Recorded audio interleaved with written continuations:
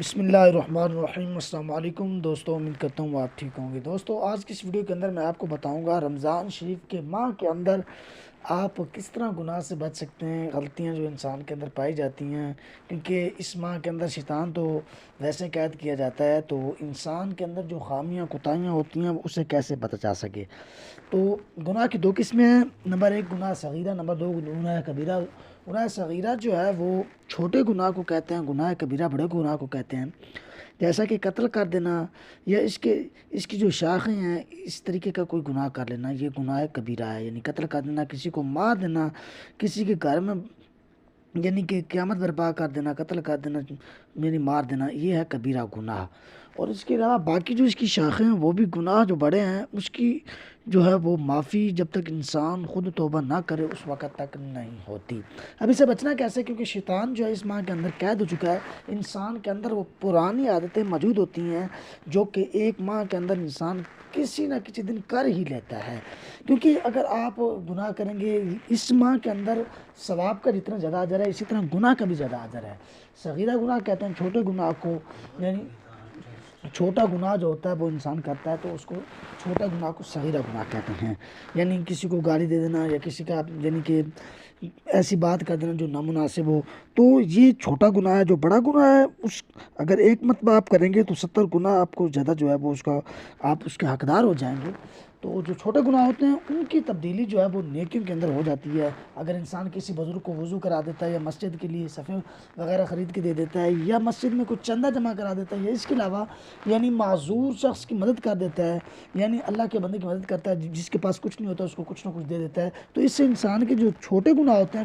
صغیرہ گناہ ہوتے ہیں، وہ جھڑ جاتے ہیں، وہ نیکیوں میں بدل جاتے ہیں۔ جو کبیرہ گناہ ہوتے ہیں ان کی معافی جب تک انسان خود اپنے تہہ دل سے نہ کر لے، جیسے کہ زنا لگا لیں یا اس کے علاوہ جو ہے وہ قتل لگا لیں یا اس کے علاوہ ڈکیٹی لگا لیں، یعنی یہ سب سے بڑے گناہ ہیں، تو جب تک انسان ان گناہوں سے اللہ پاک کی بارگاہ میں توبہ نہ کرے اس وقت تک جو ہے انسان کی معافی نہیں ہے، گناہ وہ معاف نہیں ہوتے جو لکھے جا چکے ہوتے ہیں۔ چھوٹے گناہوں کا جو سسٹم ہوتا ہے وہ نیکیوں کے ساتھ تبدیل ہو جاتے ہیں۔ مثال کے طور پر آپ نے کسی کو سحری کروا دی تو آپ کی وہ سحری ایسی نیکی بن گئی جو آپ کے جو گناہ ہیں وہ جھٹ جائیں گے اس سے۔ اسی طرح آپ نے کسی کو افطاری کروا دی تو اس سے بھی جو ہے وہ آپ کے گناہ جھٹ جائیں گے، نیکیاں آپ کے درجات بلند ہو جائیں گے۔ جس طرح آپ نے درود شریف پڑھ لیا، اسی طرح اس کا بھی سسٹم جو ہے وہ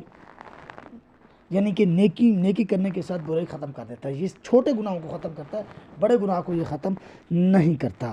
اسی طرح میں آپ کو بتانے جا رہا ہوں اب اس سے بچنا کیسے، چاہے چھوٹا گناہ ہو یا بڑا گناہ ہو۔ گناہ تو گناہ ہی ہوتا ہے، چاہے چھوٹا ہو یا بڑا ہو یا درمیانہ ہو، کوئی بھی گناہ ہو، گناہ ہی ہوتا ہے، تو اس سے بچنا کیسے ہے۔ خصوصاً رمضان شریف کے ماہ کے اندر آپ کو اس کے بارے میں بتاؤں گا کہ آپ نے کرنا ہے کہ آپ نے سب سے پہلے 3 مرتبہ جب آپ صبح اٹھیں سحری کے لیے تو درود ابراہیم پڑھ لیں، اس کے علاوہ کوئی اور درود نہیں پڑھ سکتے، درود ابراہیم کا ہی ذکر کیا گیا ہے کتاب کے اندر، تو آپ نے اس کو پڑھ لینا ہے۔ اس کے بعد آپ نے کیا کرنا ہے، 3 مرتبہ آپ نے پڑھ لینا ہے۔ اس کے بعد آپ نے جب درود شریف کو مکمل طور پر پڑھ لیں تو ایک تسبیح کو لے لیں، تسبیح کے دانے کم از کم 100 ہونے چاہیے، یعنی 100 ہونے چاہیے۔ اس کے اندر آپ نے کیا کرنا ہے، اس کے بعد آپ ایک جگہ مقرر کرنا ہے۔ اگر آپ سحری کے بعد فجر کی نماز پڑھتے ہیں تو جس جگہ کے اوپر آپ نے نماز پڑھی ہے اسی جگہ کے اوپر آپ بیٹھے رہیں، آپ اسے آگے بھی نہیں جا سکتے پیچھے بھی نہیں جا سکتے، یعنی ایک وقت اور ایک جگہ مقرر کرنا ہے۔ یعنی پورے 30 دن آپ نے اس عمل کو کرنا ہے، لیکن یہ عمل زیادہ لمبا چوڑا نہیں ہے تھوڑا سا عمل، لیکن اس کا وقت آپ کو پتہ ہونا چاہیے کہ آپ نے جب ابتدا کی تھی تو وہ وقت کیا تھا، ٹائم کیا تھا، جگہ کون سی تھی، یہ آپ کے دماغ اور دل میں ہونا چاہیے۔ اگر آپ چاہتے ہیں کہ آپ اس ماہ کے اندر آپ گناہوں کی طرف آپ کا رجحان ہی نہ جائے، دل بھی نہ کرے، آپ کا دماغ بھی نہ جائے اور آپ کا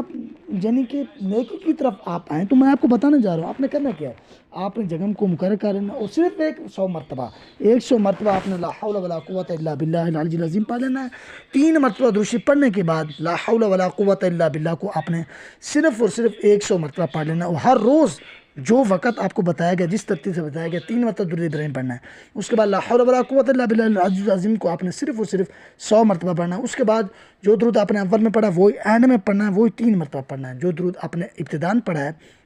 اگر آپ کو درود ابراہیم نہیں آتا، جو درود آتا ہے وہ آپ پڑھ لیں، چھوٹے سے چھوٹا چاہیں تو پڑھ لیں، بڑے سے بڑا چاہیں پڑھ لیں، وہ آپ کی خود کی اپنی مرضی ہے، لیکن بیسٹ یہی ہوگا کہ درود ابراہیم ہی پڑھا جائے، کیونکہ نماز کے اندر بھی اس کو ہی پڑھا جاتا ہے۔ تو آپ 3 مرتبہ اول میں پڑھیں گے، 3 مرتبہ آخر میں، درمیان کے اندر آپ نے لا حول ولا قوت الا باللہ العلی العظیم کو صرف اور صرف 100 مرتبہ پڑھ لینا ہے۔ ہر روز آپ نے فجر کی نماز کے فوراً بعد جو ہے آپ نے اس کو کر لینا ہے، یعنی سحری کے بعد آپ نے اس کو کرنا ہے، اور افطاری کے بعد جو ہے پھر آپ نے اس کو کرنا ہے۔